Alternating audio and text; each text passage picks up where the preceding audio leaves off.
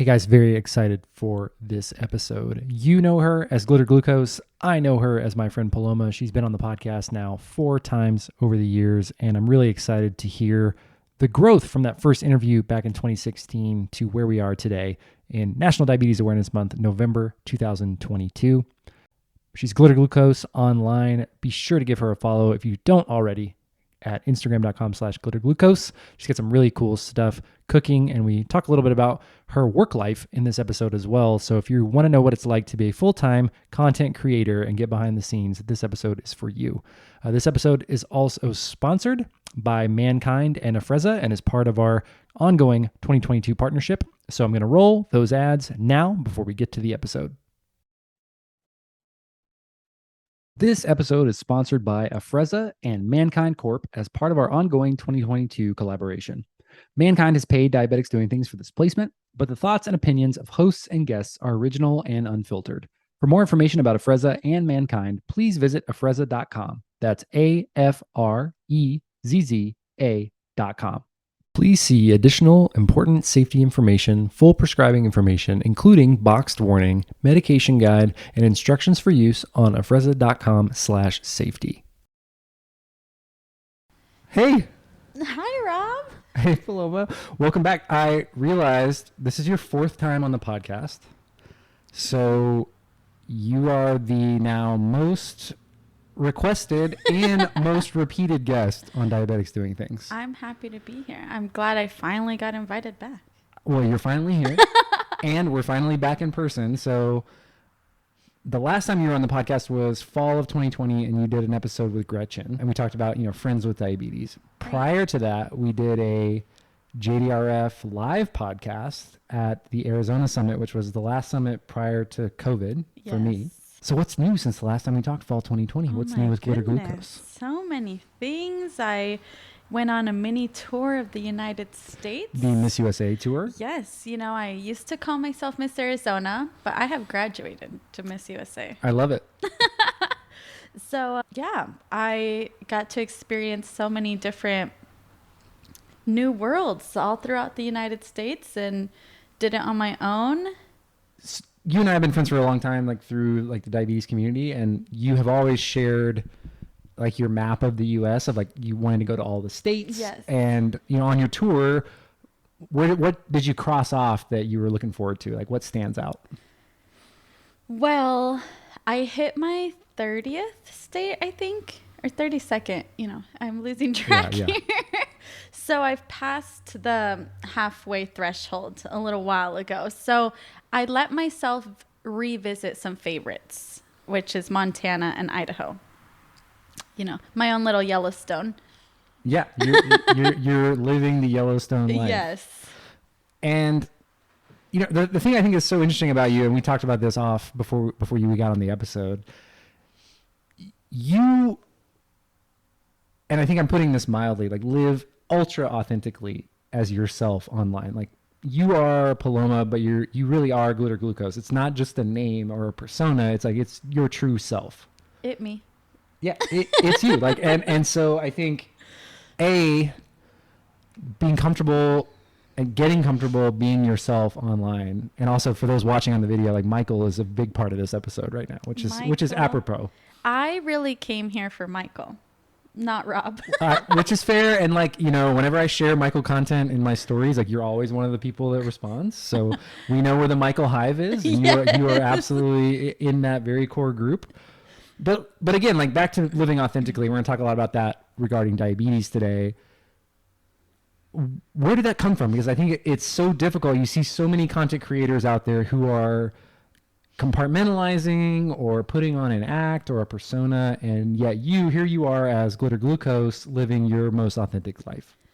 Yeah, I think it's harder to, put up the barriers or put on the act. It's so easy to create a family of people who follow you. And I think that's what has really made me successful in the long run, is that I always say I don't have followers, I have friends. So by just living my life, it attracts the right people. And I, don't think I have a huge following, but I feel if I never gained another follower, I'm good, because the ones I have were so close and they know so much about me and have been with me. The bulk of the people that follow me have followed me since the beginning. So it's like I gained all these people and have kept them throughout my journey and not really let in too many new friends. Yeah. So, and let's be fair, your fans ride for you. They love you. And like that relationship is real and it is authentic. And I think that's what's, as a fellow content creator and a friend, like my hat's off to you. Like I know what kind of energy that takes and what commitment that takes. And it's just really cool to see it play out in real time. Thank you. I didn't know I was going to hear so many awesome things about myself. I mean, you come on the podcast, we're going to compliment you. I mean, that's just how it is. So when we first had you on the podcast, you were not yet full-time Glitter Glucose. You were still very early on. And, even in your relationships, like we're in a very different place now. Oh, and we'll cover that on a very separate, like not on this podcast, but in another format later down the road. But bonus. Yeah, the bonus feed for those true followers, right?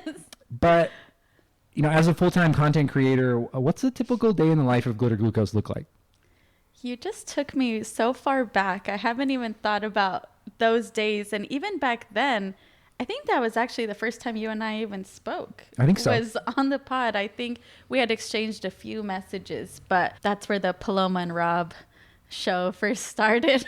Yeah, I mean, I feel like you were in our first 20 episodes, like episode 15 or 16. And, something that I really found really powerful, and I think we connected over in that episode, is back to that authentic piece. But you shared about diabetes impacting your first marriage. Mm-hmm. And I just felt drawn to like that, your like level of vulnerability that day. And also like your positivity.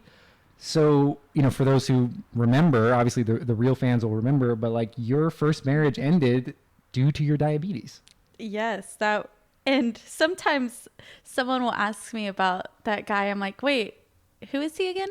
They'll say the name. I'm like, who's that? It feels like such like a long time ago, and I don't even think about it these days because I'm, like you said, in such a different place. But yeah, my first marriage, I was diagnosed a few years into the marriage, and he wasn't understanding or supportive, and he actually decided to leave the relationship. And I felt like I'm left here high and dry if this person who committed their life to me, and is supposed to be with me through thick and thin, if he can't even handle diabetes, how could I, or how could anyone else? And so that was really an eye-opening moment. But, and I was obviously torn up about it for so long, as anyone would. But then when I, kind of started seeing a light at the end of the tunnel, I'm like, you know what? That was such a blessing. That was such like a favor that he did to me. And like, who is he now? Like, we don't even care about him now. Who is he? Yeah. And so I feel actually really grateful for that experience, because just so early on, I was shaken to my core and I had no other choice but to rise above it. So look at me now. Look at you just now. like a phoenix. Oh, okay. The whole brand story is coming full Miss circle. Arizona. So, but again, I want to go back, because we're going to talk a lot about how you make diabetes fit into your life. And I think even that short story about your first marriage ending and like you kind of being left high and dry, that's like the same type of devastating event as like a diagnosis, right? Like where you're like, you didn't expect it. You have to figure it out on your own, and you still have to figure out how to put one foot in front of the other and move forward. So before we get into fitting diabetes into your lifestyle, which is so fun and extravagant, and I just really enjoy being a follower and a friend. Like, tell us about what, you wake up in the morning and you get started and you check into glitterglucose.com. Yeah. What is that like? Yeah. I mean, I don't know if you've seen those TikToks where it's like day in the life of like a Meta employee. And like she's a 23-year-old engineer at Meta. She's like, I write in my gratitude journal, and that's me. I wake up and I do, thank God every day for the many blessings that I have. And I write in my journal. And I kind of like to start with being reminded of, like, there's always going to be bad things in your life, but that's not like the first thing I want to think about. I want to think about all the awesome things that I have. And then from there, but like you said, when we first talked, I was working full time in the fashion industry, and I loved it, and I thought I would always work in it. But when I got this opportunity to kind of turn, something sour into something awesome, I really put my heart into it. And now, I wake up whenever I feel like it. Which is, just a perk, and write in my journal and get my coffee, start my day slow and do all the things that, make me feel happy. And then those things energize me to, do all the content creation, read my contracts and negotiate. And that's like the not so fun part that people see. Well, it's because it's real work. It really is. It drains me so much because, I'm a one-woman show. I do it all. I do have a lawyer that reviews some stuff, but really my biggest advocate is myself, not only in my work, but in diabetes. So, you guys might see me online being all sunshine and rainbows and bubblegum, but behind the scenes, when I'm negotiating with these companies, they hate me. I'm so tough. And I think it's because Glitter Glucose is me. Yeah. The brand is me. So it's just so personal, and I will not let anyone take advantage of, myself. And I am happy that my background is in business, and now I can, finagle that into put those skills to my use, life today. right? Yeah. I think too, you just are a really great example of like how to set professional boundaries for yourself and like understanding what's for you and what's not. Where does that come from? Is that like your family? Is that is that just innate? Is that, did you grow and when you are, writing in your journal, is that like something that you bring to life? I think that I'm just like a passionate person about whatever it is. Like if I love something, I really love something, or, if I am working on a contract, I'm invested in that. If I'm eating at my favorite restaurant, I'm enjoying that meal. If I, so it's like, I just try to give my all in every aspect, whether it's like important or not important, but really everything in life is one big butterfly effect, and everything really is important. So I just think about, my dad, who is a immigrant from Mexico and came here, with nothing, and has worked so hard to provide for the family. And I'm like, I'm not letting him down, so I think that has just translated to every aspect of my life.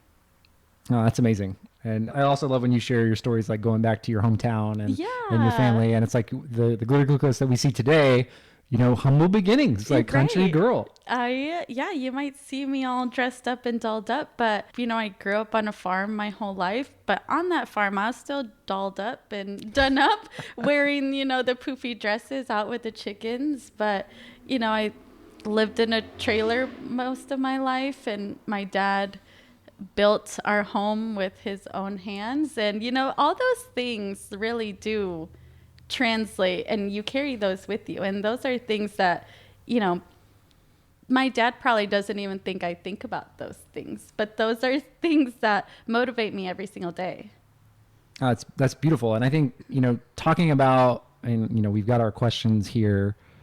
We're going to talking about like your resolve about making diabetes fit your lifestyle versus the opposite, which, as myself included, it can be difficult on a bad diabetes day, not making diabetes the main character. But I think you just do such a great job of building your life, your ideal life that, you want around this thing that we've been handed that, we can't get rid of and we have to make the best of it. So, was that something that, from the beginning you felt like you wanted to make for yourself, or did you learn that along the way? Where did that come from? No, I definitely learned it along the way. Initially, I thought my world's over. Life sucks. I have this disease that I have to carry with me and I have no idea how to manage it and nobody understands it and I'm the only one. And I let myself pout for a long time, like years. And that's okay because it led me to where I am today. But no, I was miserable for a long time, and through the online diabetes community, I started seeing other people living their lives and other people getting, to do all the fun things that they love still that I thought were over for me. And so that's what really motivated me to be like, oh, if they can be happy and they can live with it and they know the same struggle that I live with, so can I. So, baby steps. When I first met you, I didn't even own sneakers. So I was not like hiking. I would never been on a paddleboard. And now you paddleboard like all the time. Yes, now I'm like the paddleboard princess. And like, well, it's a small thing, but like you share that and like you're so open about, when you got diagnosed with diabetes, there were all these life experiences that you have now that you didn't think you were going to be able to have, right? Like, and I think many of us feel that way because it's so isolating. You get different levels of information. Like, for me, I've talked openly about how supportive my care team was from day one, but like Eritrea was diagnosed at the same hospital, like within a year of me, and had a very different experience. And so it can just be the wrong day of the week for one of your doctors, and like Right. you get less information and you're set up, not for success. And so to see that growth and to see you, so for me personally, because I've known you for so long now, when I see you go on your Miss America tour and you're going out in one town and you're paddleboarding and you're hiking or you're renting a car and driving around and like doing all this stuff, selfishly, I get to be like, well, I remember when Paloma talked about making these things happen for herself. And so I get to see them, but I see the ripple effects that it can have for someone like you're saying, like who might be in that area of those early days of diabetes, like feeling down, feeling like the walls are closing in, like they'll never be able to do the things that they dreamed about in their life. And I'm just glad that you can be an example for somebody like that. Yeah, I think it's kind of like the circle of life, like someone's day one. I was there too, but now I'm at day whatever and living and thriving, but they need to see who I saw back then. But now I'm that for the day oneers. Yeah. And I feel that too. Like, I don't know, like I say this a lot, like never compare your day one to somebody else's day 1000, because you just gain so much knowledge. And, when I talk to, especially parents, I feel like are like Yes. really afraid and they're really concerned, like early on getting everything right. And they're holding on really tight, but patients too. And people like us who are young, diagnosed young, like in the middle of their life, like not thinking about their long-term health, not thinking about a chronic disease or whether they can or can't go scuba diving or whatever the case may be, or checking the diabetes box on a waiver. Right. Like that still gives me, I'm like, Same. should I lie about this? Just to try to avoid those conversations because, Right. but again, like having those examples, people like you, where, young girls and women can see themselves grown up as, oh, if Paloma can do this, so can I. And so it's inspiring for me as well. I know that that's like my sweet spot is like parents of little girls because I'm, glittery girly, they see me and they're like, wow, my daughter's going to be okay. Yeah. And that makes, me putting my life online, and whether I get hate or whatever it's worth, like it's worth it for that. So let's talk about that. Like you as a woman online, you are living your fabulous life. You're the paddleboard princess. You really are, like, that's who you are. And it can invite unwarranted, like unsolicited comments, advice, whatever the case may be. How do you navigate that? It used to bother me a lot more. I felt like there was an era where people were like, we don't like glitter glucose. And I mean, there's still those people out there, but I if you don't like me when I'm just being myself and I can't do anything about it. Like if I was being fake or I was putting on an act, it might make me think like maybe I shouldn't do this. People aren't into this, but there's nothing I can do if you don't like me, or those weird comments, or even just comments of people who don't even live with diabetes or don't understand diabetes and are leaving like ignorant comments. I'm like, the best thing I can do is just keep talking about diabetes and see, who's receptive to the info. But, it takes time too to get used to the negative comments. But this is the life I chose, to be online and to put it all out there. So I got to roll with the punches. Well, and I'm glad you do, because I think it opens up opportunities like this. So, this episode started, and sort of the concept for this, to have you back on the show, you were on your Miss USA tour. Yes. And you were in, I think, Nashville.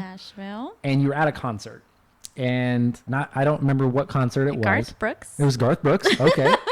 Just like the king himself. The king himself, the thunder's rolling on the blood sugars, and you are like on the field. So like, yeah. Just to paint the picture of the concert, like there's different levels of concerts out there, as you guys know. I'm front row, floor seats. Like in the mix, like standing up, like you're basically standing room only in the front, like for the king. Yes. And you had a high blood sugar. Because of course, like in the middle of diabetes. I was in Nashville, Tennessee. I had went on Broadway right before the concert. I had like mac and cheese. We had some drinks and then walked over to see Garth. And yeah, my sensor starts beeping that I'm high. And I thought, oh, maybe I'll just ignore it and keep enjoying. But then I thought I might not get to fully enjoy if I have a high blood sugar and I start feeling all the symptoms, or having to run to the bathroom and all those symptoms that we all know so well. So yeah, pulled out my Afrezza, gave a little puff, fit in with all the other people. So like back to fitting diabetes into your lifestyle, like certainly you could have given a bolus of another kind, but like, getting bumped when you're getting an injection, really sucks. And, having to hold multiple things in your hand. And so, I was like, okay, well, here's somebody who I know makes diabetes work for them. And as part of their toolkit, they're using Afrezza to enjoy the concert. And it's hard to put like a price tag on that. You know what I mean? Of like being able to be present in your life, confidently moving in your life with diabetes and getting to enjoy an amazing concert. Yeah, Garth Brooks front row. That's a once in a lifetime experience. Okay, everyone, we're going to take a quick break and discuss some important safety information. Afrezza can cause serious side effects, including sudden lung problems and low potassium, and is not for patients with chronic lung disease such as asthma or COPD, or for patients allergic to insulin. Tell your doctor if you ever smoked, have ever had kidney or liver problems, a history of lung cancer, or if you are pregnant or breastfeeding. Most common side effects are low blood sugar, cough, and sore throat. Severe low blood sugar can be fatal. Do not replace long-acting insulin with Afrezza. Afrezza is not for use to treat diabetic ketoacidosis. Okay, let's get back to the episode. And like, you don't want diabetes to ruin that or rob you of that joy. No, and I do always say diabetes rolls with me in my life. Like, I don't adjust my life for diabetes. And so, yeah, using Afrezza and just, I recorded myself because it was just like such a moment. Like, I'm living with diabetes. Yeah, my blood sugar's high, but I'm still enjoying and I'm taking care of it, and on to the next. But I think that's an important part to share as well, because inevitably we have diabetes. Like as fabulous as your life is, as as cool as I try to make mine look, like there are highs and lows in there because we've got diabetes. At the end of the day, we can't fix it. We just got to roll with it. And so, yeah, I was like, we got to have Paloma on the podcast to talk about this particular, instance, because we've all been in an important moment in our lives where diabetes got in the way. And having a tool to be able to help us in those moments is, I think, really critical. Yeah, I first started using Afrezza when I would take beach vacations because, I thought it was so much easier to have a powder insulin. And so that's where I first got comfortable using it. And then I started using it in more instances like the Garth Brooks concert. And, it's such a helpful tool. And like you said, in my kit. Yeah. It's my bag of tricks. Exactly. It's just like the never ending bag. It's like Hermione's bag and Harry Potter. Just like a bunch of stuff in there that you pull out and use when you need. Shifting gears a little bit. How has, as Michael's trying to get on the podcast, so we know that like social media, as content creators, we know social media platforms change a lot, and having to make more videos or whatever the case may be, or TikTok and Be Real and all this stuff. Like, how has your like work life changed as like the platforms that Glitter Glucose is on have evolved? And how do you feel as a creator, like as always constantly having to evolve? Surprisingly, it has helped me feel so much more free and kind of let go of things and live more in the moment. Because before, when Instagram was stagnant, we knew what worked, and I was just I had a photographer, we were shooting, and I was pre-thinking everything that I was doing. But now, with things constantly evolving and changing, I can't really think that far ahead, because by then it's not even going to be relevant. So it has actually given me the freedom to, I don't work with a professional photographer anymore, because who cares about photos these days on Instagram? But I just feel like I can, be doing all the fun stuff that I do and taking little clips and videos to share with all the people who follow me and are interested in what I'm doing. And it's a win-win for all of us. They see my life more in real time and are more involved in what I'm doing day to day. And it's not so curated. And that was a little bit hard for me at first, because I feel like I am such like a prim and proper polished girl, and over time I've kind of let go of that a little and kind of loosened up a bit. Well, I mean, it's so interesting, like, because you're able to at least be like more authentic. I was like you. I was basically just a model. Like, I would just go do a photo shoot and I'd write some diabetes content about it, and that would move on to the next and just repeat. And now it's a little bit more fast and loose and free and fun, and it's always like constantly evolving. And you mentioned this earlier too, about how you think about your community as friends, not necessarily followers. And I think you've like literally said that like over and over the years, and it's like that's true. Like, and again, like I think a lot of people say that as like lip service, but you mean it. So like, what's it like having all those friends, like thousands of friends that you share your life with? Gosh. It's so fun. First of all, I just feel like I have friends all around the world, and on my Miss USA tour, I got to meet so many of them, and even here today, I have friends, and it's just, it feels like such like a safety blanket of people with diabetes all over the world. Whenever I need something, or if someone needs something from me, I have someone somewhere, everywhere. And with diabetes, and even when I first started, 99.9% of my audience lived with diabetes also. And now it's about 50-50. So, the people who live with diabetes feel so connected to me because they go through the same struggles as I. But the other half that don't live with diabetes, they also feel connected to me because they're learning. And everyone in their life knows someone with diabetes. So they take that with them, or they're just in it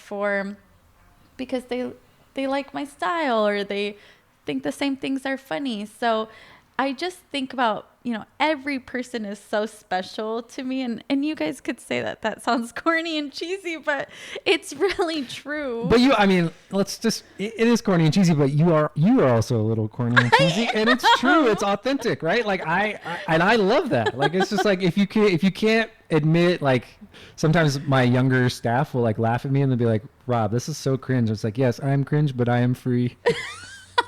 That's how I feel. Like, so that's how I feel too. It's so great to see it, because I know you mean it. And I think that's where, we talk about living authentically. We talk about making diabetes work for you. Like, that's one of the things that I think attracted me to our friendship, is that you are 100% authentic Paloma at all times. And I always know where we stand. And it's just so refreshing. It's just awesome. I'm glad you feel comfortable being cringy too. Yeah, I think, otherwise I'd be lying. I'd be capping, because, I'm cringe. Who inspires you? Who do you get inspiration from? Oh my goodness. I feel like people think all the little girls out there with diabetes, like I inspire them, but truly they inspire me. When I see like these little children living with the same hard struggle that I live with every day and see them going through it and they can handle it and they have their good days and their bad days, I'm like, you know what? I can do it too. Like I think about that all the time when I'm having a bad diabetes day. I'm like, I'm not the only one, and there's kids, literal kids and children and their parents, and diabetes is hard. It sucks. It sucks. It sucks. And, thinking about being in that position just really inspires me just to keep going. I totally agree. And I think I've been fortunate to get to go to some diabetes camps as an adult because, as I've said before, I was too cool and knew everything when I was 16. So I didn't want to go. And so getting to see and be impacted, those kids living with diabetes, those parents who ask questions, or we have conversations on Instagram or whatever via email, those inspire me. And it also helps me know that we're doing the right things, because if you're in that position and you're able to have that impact, and that, this was a world I was totally closed off to for my first many years with diabetes. And so now to be able to be a part of it is, means a ton to me. And I mean, that's why we're having this conversation. Right. Diabetes, it was what brought us together, and we discovered along the way that we're just friends in real life anyway. Yeah, exactly. And I feel like I have so many people in my life that I wouldn't have had.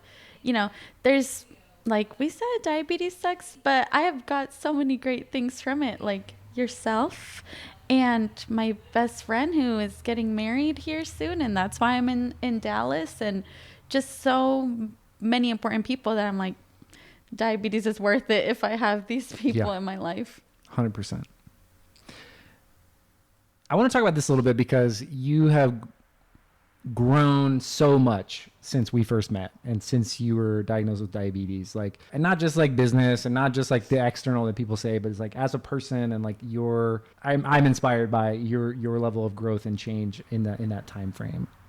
What I'm curious about though is, to small town Paloma, if you could write your younger self a note on the bathroom mirror, how in movies they they put it on the bathroom mirror and then the steam gives them a message. What would you tell your younger self, either when you were diagnosed with diabetes, or when you were a little girl, or at any point when you were younger? What would you tell younger Paloma? Well, it's funny, and I think what is why I am who I am today. I've always thought I was the shit.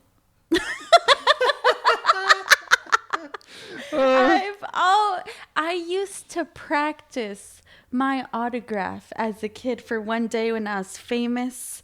And I've always just thought you know what? You're going to be someone someday. You're going to do something special. You're going to get out of this small town and you're going to live a city chick life. And so I always knew.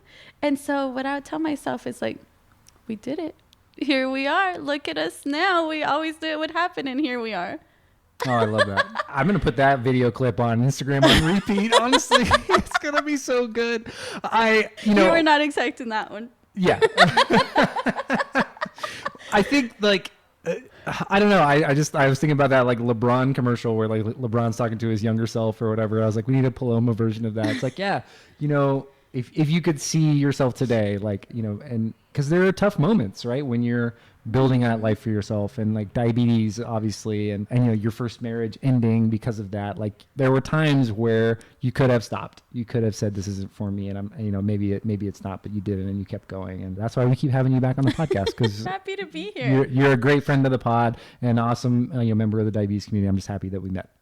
Oh my goodness. Thank you, Rob. Yeah. Okay. Well, if you don't already follow Glitter Glucose, you need to get on Instagram right now and follow Glitter Glucose. And just remember that you're now not just a follower, you're a friend, and you heard so right here on Diabetics Doing Things.